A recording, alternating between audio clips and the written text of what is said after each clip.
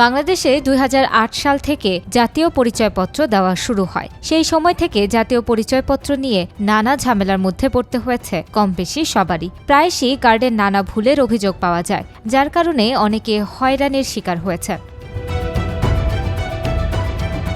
আর তাই এবার জাতীয় পরিচয়পত্রে যাদের ভুল আছে তাদের সংশ্লিষ্ট উপজেলা নির্বাচন অফিসে গিয়ে ২রা জানুয়ারির আগে ভুল সংশোধনের আহ্বান জানিয়েছেন নির্বাচন কমিশন। এক সংবাদ বিজ্ঞপ্তিতে এ কথা বলেছে নির্বাচন কমিশন সচিবালয়।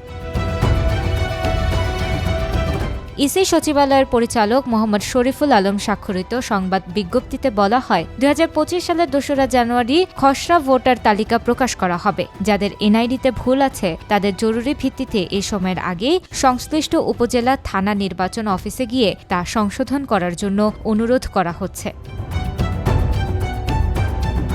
এতে আরও বলা হয়, ভোটার তালিকা আইন অনুযায়ী প্রতি বছর ২রা জানুয়ারি থেকে ২রা মার্চ পর্যন্ত সময়ের মধ্যে ভোটার তালিকা হালনাগাদ করা হয়। প্রতি বছর ২রা জানুয়ারি তার আগের বছরের তথ্য নিয়ে হালনাগাদ ভোটার তালিকার খসড়া প্রকাশ করে ইসি।